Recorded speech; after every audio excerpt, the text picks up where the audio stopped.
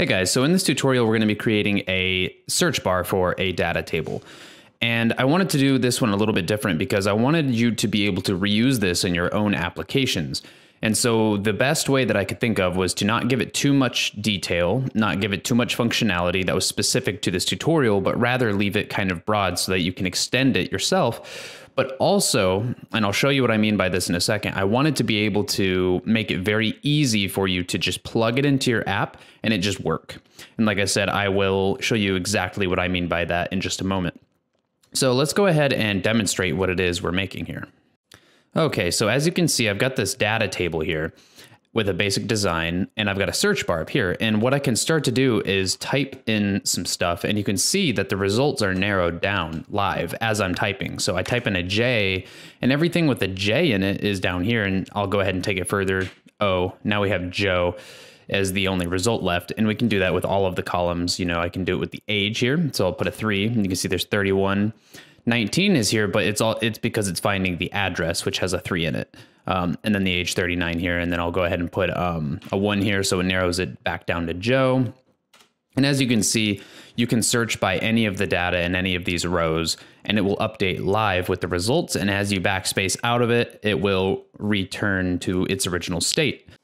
And this tutorial is going to be, it's not really going to be beginner, but I wouldn't call it intermediate or advanced either, because it's pretty simple what we're doing here. It's going to be creating a reusable widget, but there are going to be some topics in here that are going to be not exactly beginner friendly. So I highly recommend you at least be somewhat familiar with JavaScript before beginning this tutorial. Now, I am going to include a few links in the description for you to, they're kind of prerequisites for some of the things that we're going to be doing in this tutorial, which I actually mention in the tutorial itself. So let's go ahead and begin.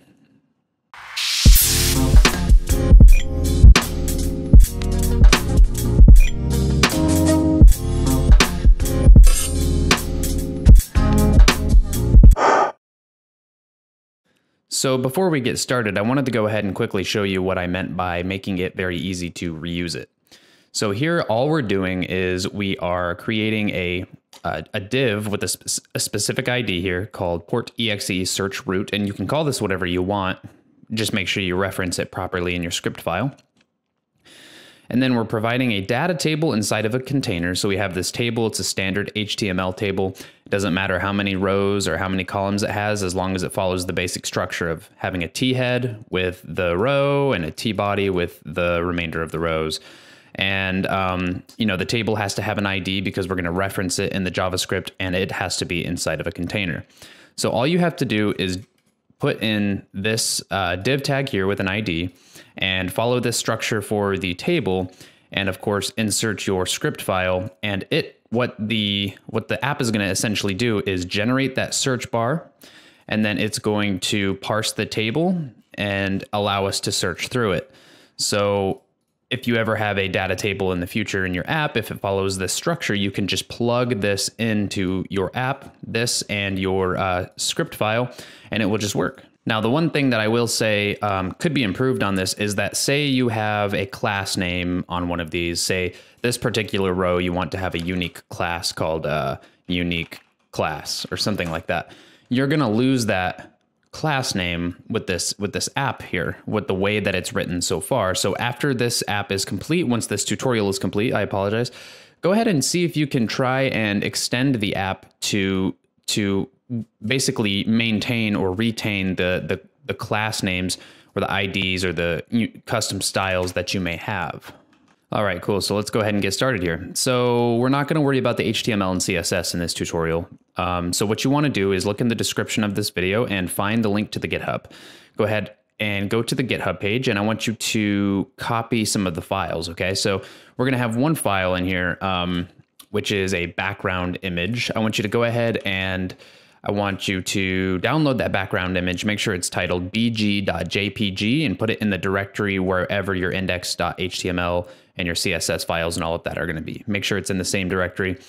Go ahead, get that there. And once that's done, go ahead and create three files. We're going to start with an index.html. We will do a style.css, and we will do a script.js. All right, so with your GitHub, open, go ahead and, or with the GitHub page open, go ahead, find the index.html file on GitHub, copy that and paste it into your index.html, save it, and then do the exact same thing with the style.css. All right. So now you have the styles and the HTML. So all we have to do is focus on this widget, this script.js file. And again, I want to take a quick overview of this HTML before we move on to the JavaScript. We have a overall container here, a div that contains all of the HTML for our app. It has an ID, it has a class, sorry, of app container. Then we have a header one with search. And then we have this div that sits directly above the table container, which has an ID of PortEXE search root. And again, you can change these IDs to whatever you like. Just make sure it corresponds inside of the script.js file once we get to that. So you have this div here, which is where we're going to inject the search bar into the DOM. Then underneath that, we have a PortEXE table container, which is just a container div for our HTML table. As you can see, directly inside of our table container, we have a table. I gave the table an ID, has a T head and a T body with just a bunch of entries. And that's all that we're doing for this HTML file. I just wanted to make sure it wasn't mystical for you, but I also didn't want to go through here and just sit here and spend 15 minutes writing all this CSS and HTML when we're just here for the JavaScript. So let's go ahead and open our script.js file and get started. Okay, so with this open, I'm actually going to go ahead, right click here, and I'm going to reveal in Explorer, and I'm going to open up my index.html file so that we can see it. So let's see what we've got so far. I'm just going to scrunch this up a little bit so that we can see everything. And I'm going to actually open up a console here below. That way, if I get any errors or any messages in the log, we can all see it together. Okay, so this is what we have so far. As you can see, there's no search bar, but we do have the data table. So let's go ahead and figure out what we need to do in order to get started searching. So the very first thing that jumps out of my head is if I'm going to search through each of these rows, I want it to be very simple to look for what it is I'm trying to look for. So what I mean by that is whatever I type into this search bar that we're going to put here, that's going to end up being a string because we're going to end up pulling it out of the DOM with JavaScript. And whatever we pull out of the DOM, any sort of value from an input is going to be a string. So if I want to search for something inside of this table, I want to be searching through a for loop. I want to use a for loop of some sort and use a string comparison. So if I type in a J here, I want to loop through all of this data in some way and say, does this contain a J? Does this contain a J? Does this contain a J? And whenever we have something that's true, I want to add that row to our search results. And so the same thing goes with JO. Does this contain a JO? Does this contain a JO? Etc. Now, there's a couple of things that I need to keep in mind as well. For instance, this has a capital J. And if I were to compare a lowercase jo to this, in JavaScript, it's going to say, no, this does not include a lowercase jo. So I want to make sure if I have a lowercase jo, I want to make sure that this is included in the results. So we're going to have to handle that case as well.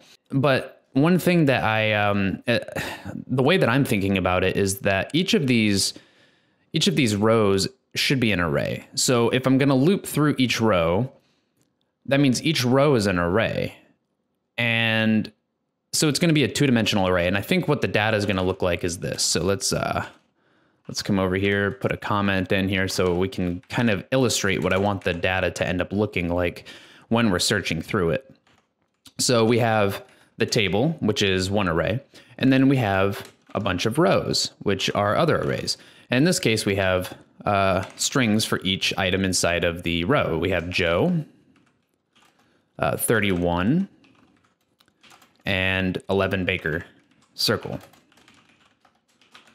Okay, so you get the idea. And this would be Jared, 28, 5 Beaver Court, and this would be Sally, 57, 9 Trestle Avenue.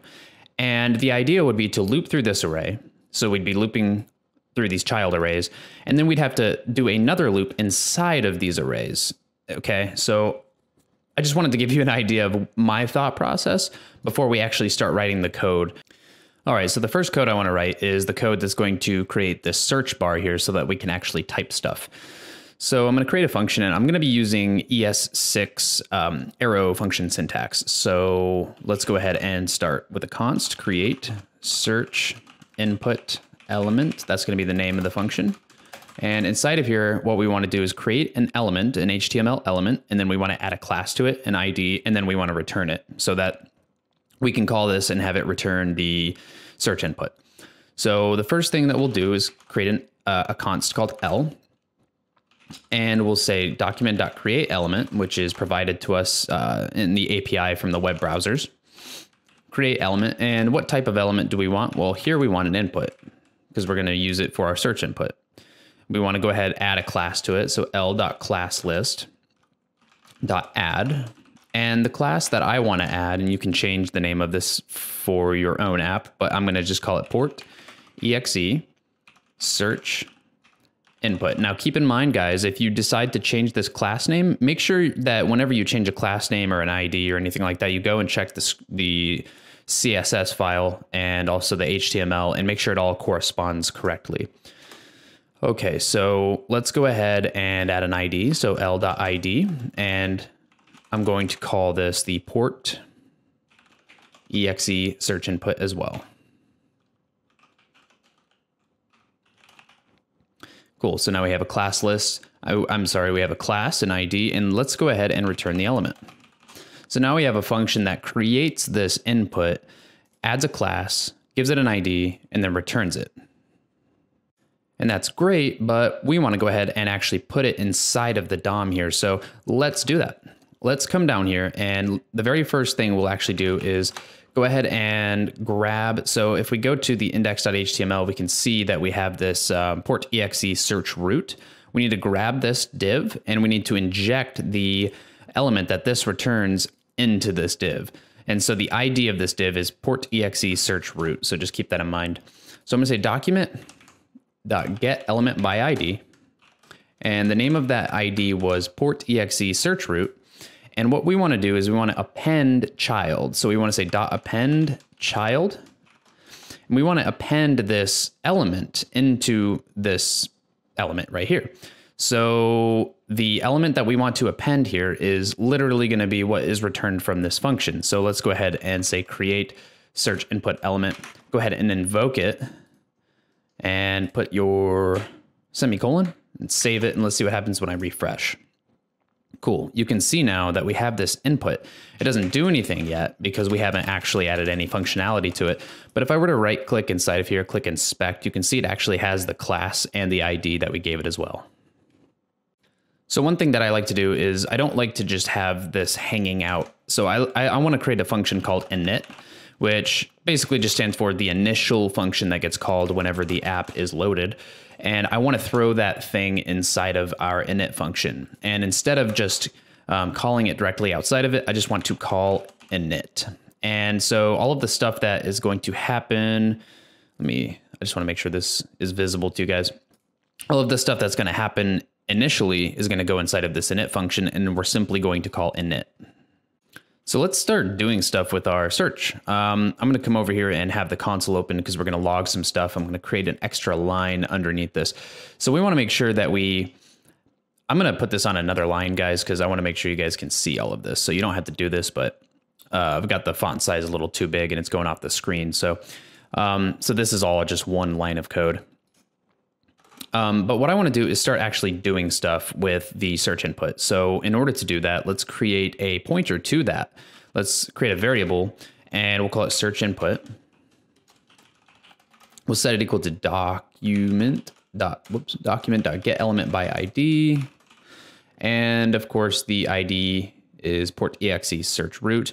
Actually, no, it's not. We gave it, I apologize. It's this one right here that we gave it up here. So I'm going to save that really quick, and then underneath it, I'm going to create a listener. So I'm going to say search input.add event listener.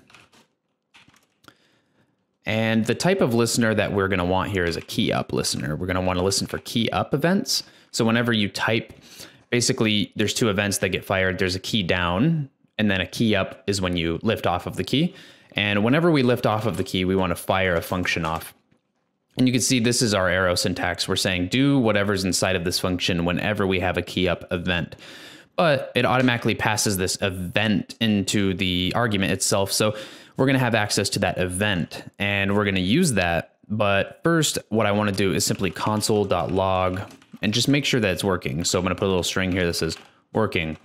I'm going to save, refresh this page, and I'm going to come in here with my console open and I'm just going to type some stuff and you can see it says working. So it is in fact working as expected, but let's see the actual value. So I'm going to console.log e.target.value. Target is the input itself and value is the text value of that input. So I'm going to save it, refresh, and let's say hello world. Now you can see it is actually keeping track and keeping track of well, not really keeping track, but it's letting us know what the value of that input is every single time we update it. Okay, cool. So we have access to the value of the input and we're accessing it every single time we update it inside of this input. So as I was talking about earlier, we're going to need to have this data table as a two-dimensional array. We need to have it that way so that we can search through it and do our comparisons. So we'll create a function up here. I'll put it at the very top and I'm going to call this table data. Const table data, and it's going to just be a function that ends up returning search data. And the reason why I'm calling it search data is because it's going to be searchable data. It's going to be data that we're going to use specifically to search through and also rebuild our table from. So the first thing I'm going to do is create a const called search data inside of this search data function and set it equal to an empty array, because if you remember, we want to make this a two-dimensional array. So we're going to start with an empty array. We're going to loop through and populate this array. So let's grab the table element itself. So table L is equal to document.get element by ID. And the ID that we gave the table was PortEXE data table. Okay, cool. So let's go ahead and start populating this array here. Now I'm going to start kind of going a little bit fast, but I'm going to explain what I'm doing as I do it. All right. So what we have is we have the table element, right? Well, the table element itself has something called children. Okay. Let's type that in. Now let me go inside of the index.html file to show you what the children would be. So we have the table element itself, which is this outer level table element. And inside of the table element, we have two child elements. We have a T head, which also contains children, which also contains more children. And we also have a T body, which again contains multiple children. So table itself has two children, T head and T body. So when I say table element.children, that's going to return an HTML collection, not an array, but an HTML collection with two items in it, T head and T body. And I'm going to prove that actually. So let's console.log. We're going to say, let's log, table L.children. All right, so I'm going to save this and I actually have to go ahead and let's call that function table data so that we can see it down here. Cool. So I'll type in like any letter. You can see there is an HTML collection here with two items in it, T head and T body. And let's say I open up T head, you can see it has all these attributes, but it also has children, which is a HTML collection of TR. So let's go inside of here. T head has one child and that is TR. You can see how accurate that is. Now, if I were to open up this TR, which I'm about to do in a second, in theory, we should have three children, and they're all THs. So let's verify that. So I'll open up this child, and you can see we have TR, open that up, and children, yep, exactly as we expected. Three children, each of them are THs. So we have that, okay? You kind of see the idea that we're going with here. So let's go back to what we were doing. Table L.children. But again, this is an HTML collection. It's not an array. And we want to use array functions such as .forEach and all of that and map. If you don't know what the array functions are, if you don't know what .map is, I've got a really good video on that I'll include in the description. So if you're not familiar with the array function map or forEach or any of that, go to the description really quick, watch this like 2-minute long video and then come back, okay? So we're gonna go ahead and say array.from, and we're gonna put this in here. So array.from converts an array-like object, which in our case, an HTML collection is an array-like object, converts that to an actual array. So we can use these array functions, but we don't want all the children. We only want child 1, which 1 is going to be the second item in the array because 0 would be the first item in the array, right? So what is it we're accessing here? We're saying array.from table L.children1. Well, 1 would be the second item, right? So that's the T body. And array.from T body literally means all of these TRs, these table rows, as their own individual item inside of the array. So let's look at exactly what that looks like. Console.log. Let's log out what I've got here. All right. So I'll type something. Right now it's an empty array. And let's figure out why that is. Okay, and the reason why that wasn't working, silly me, is because I got to put .children after it because .children1 is not an HTML collection. .children1 is the T body. So we want the children of the T body. So save that, refresh, and let me just type something. Now you can see that we have all of the table rows, each of these row elements, these actual HTML elements inside of an array. Now, we don't want the elements. What we're essentially wanting in the end is an array that represents, let's just use the first row as an example to not be confusing. Let's say we're just dealing with this first row here. We want an array where each of the values in this row is an item inside of that array. So this table row here should be an array, not an element. So let's go ahead and pull out all of the values from it's going to be the TDs here, the TDs, which are all children of this TR. So I know this is like Inception. Well, I know this is kind of like Inception. It's hard to wrap your head around, but just think critically on it and go slow. Take it slow if you need to. But yeah, so let's go ahead and loop through all of these children and pull out the values and make an array out of it. Okay, so what we're going to have to do is use a loop. So I'm going to get rid of this console.log here. I'm going to keep all of the other stuff. I'm going to leave the get rid of the console.log and leave this stuff because we know what this is now. And that's why I wanted to log it. I wanted to show you exactly what this was before we start looping through it. So I'm going to say .forEach. Okay. And we're going to say for each body row element, that's a good name for it.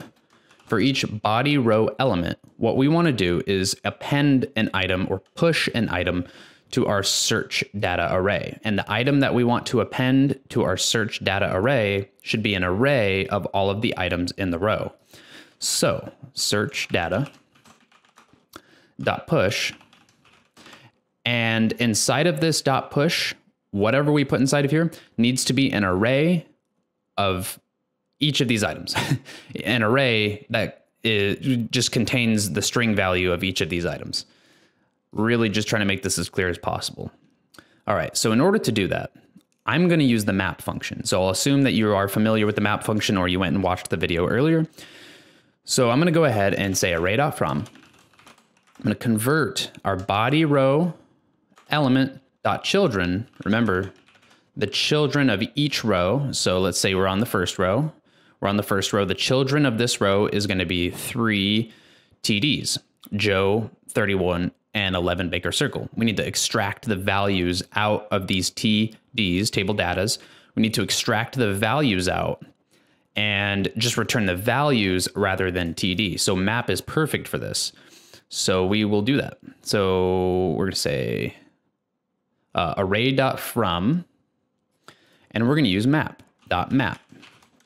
And for each and every single cell element, so I'm saying cell element, cell like a data cell, a cell inside of the table, that's this. Okay. So for each and every single cell in the data, we want to return cell L dot inner HTML. Okay. So what this is doing is it's taking those children from each row, converting that to an array rather than an HTML collection, and then it's looping through it and mapping each and every single element to its inner HTML. Okay. So now we have that, we have an array, and we're pushing that array to search data, which is this array up here. So in theory, when I log this right now, what we should have is a two-dimensional array. So let's go ahead and see what search data ends up becoming. So save this, come up here and just type in the letter J. Okay, so it's already looking good. You can see that we have an array. There's 8 items inside of this array. 1, 2, 3, 4, 5, 6, 7, 8. There's 8 rows. So that's looking good. And you can see that inside of each, inside of this 8-item array are more arrays with 3 items inside of each array. And that's great because that's exactly what we wanted. There's 3 columns. So if I open this up, you can see this is exactly what we wanted here. Cool. So instead of logging it, let's return it. So return search data. All right, let's move on to the next step. All right, cool. So now that we have the search data, or at least we have a function that goes in, grabs all of the information from the table, converts it to a 2D array, and returns it, let's go ahead and grab it inside of our init function. So up here, I'm going to say const initial data is equal to, or actually, I'll call it initial table data just to be more specific, is equal to table data. Cool. So now we have access to that. Now, what we want to do is go ahead and create our search function. So we'll say, up here, const search. And that is going to take 2 items. Okay. It's going to take an array, and it's also going to take the search term. Take a search term. So the array is going to be the 2D array, so the table data, and the search term is going to be whatever you're typing into here. Okay, so that will be called down here. So here I'm calling table data. I shouldn't be calling table data right here. That was just for demonstration purposes. Instead, what I'm going to do is for now just do console.log search. And I'm going to pass in the initial table data and e.target.value because if you remember, e.target.value is essentially our search term. All right, cool. So for now, what I'll do is I'll say if not search term. So yeah, we'll say return R. So what does this mean? So if not search term, if search term is some sort of falsy value, such as an empty string or null or undefined or any sort of falsy value, just go ahead and return the original array. So if we send it this data table array, then just return that with no searching algorithms involved whatsoever. Otherwise, let's go ahead and return, we'll return a new array of the filtered data. So again, we're going to use a array function here called filter. I've got a video on it. I'll include a link in the description. If you're not familiar with filter, please go watch that video. It's very short, and then come back.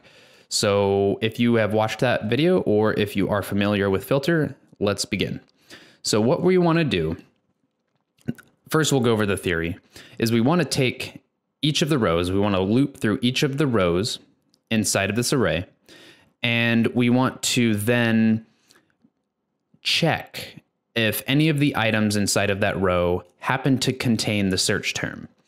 And if the row does happen to contain an item with that search term inside of it, then we want to go ahead and add it to the array that we return.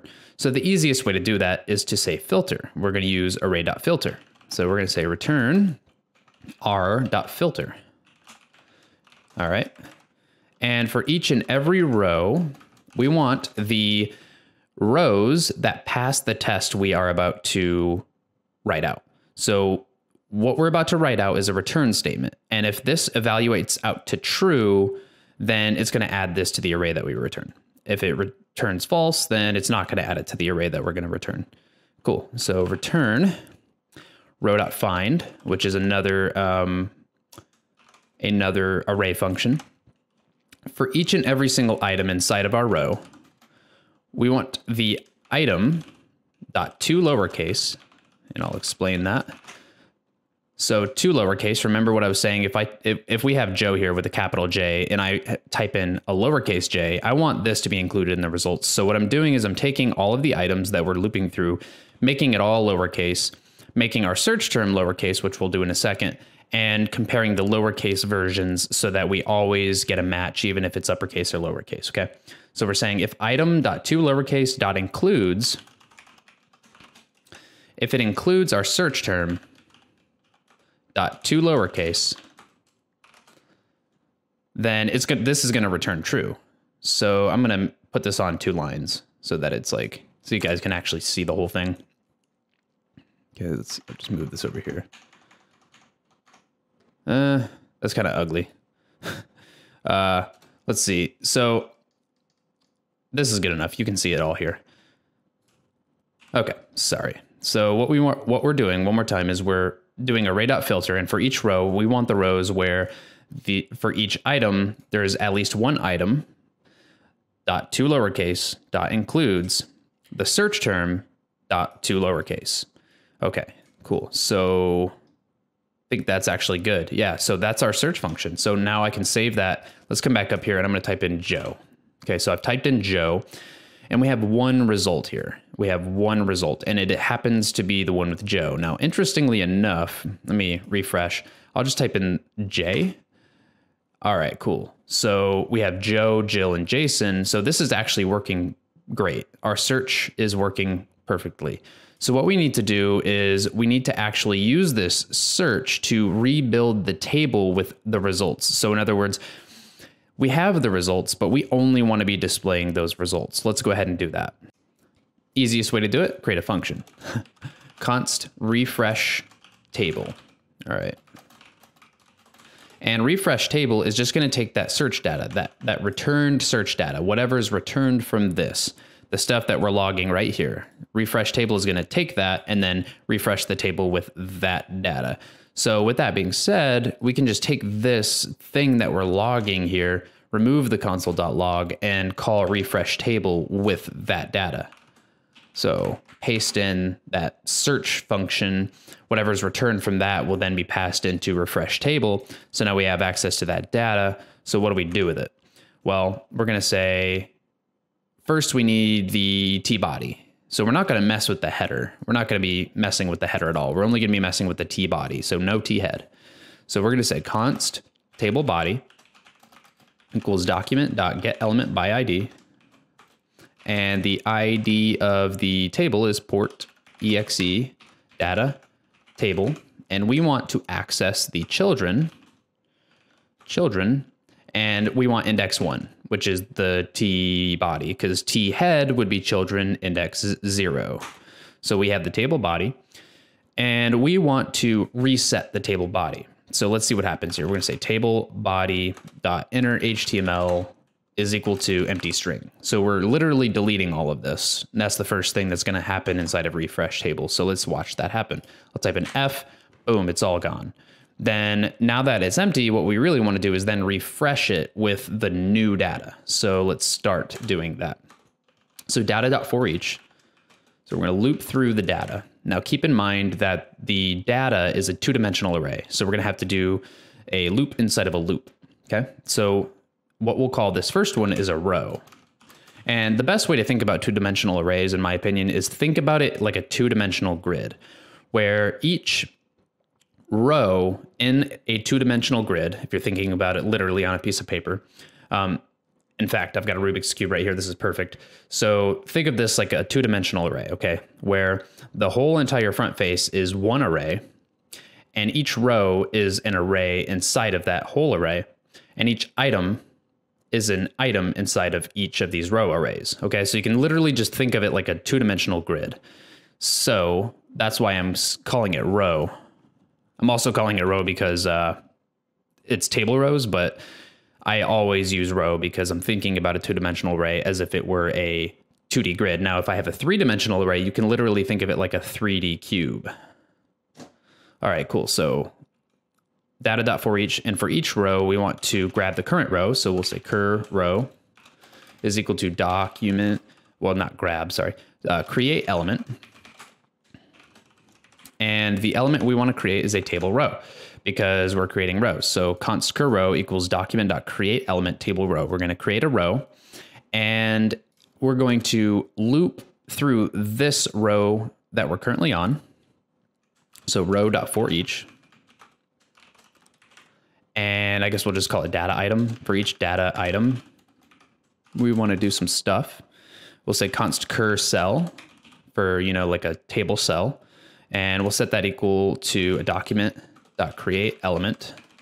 And that will be TD, table data, TD. So now we have a TD created. We want to give that a inner text. So the inner text is going to be equal to the data item, which is this bad boy right here. So we're setting the inner HTML or the inner text for this current cell. And then we want to cur row.append child. Did I spell that right? Yep. Append child. So we want to append this cell to this row. So let's go ahead and say cur cell. Cool. And then we want to take this row after we're done looping through this specific row. We want to take the row and append it to our table body. So to do that, we just simply go outside of this loop and say table body dot append child cur row. All right. That's actually going to be, I think that's going to be our finished app. So let's just test it out really quick. I'll refresh it. I'll type in J. And as you can see, now we have all the items with J in it. OE, narrows it down, backspace out. And we officially have a working searchable data table. Now, again, it's really interesting because this particular app, the way that we coded it, you can just have a data table already, and you can just insert this, PortEXE search route and make sure that you have, the same structure for your data table that we have here. All you have to do is that, and you will have a searchable data table. So this is what I will call a widget. We just created a widget. All right, guys, that is the tutorial. I hope you guys enjoyed this. I hope you learned a lot of new stuff, and I hope that you're able to use this in your future projects. If you did enjoy it, please subscribe if you haven't already. Throw me a like, and I will see you guys in the next tutorial.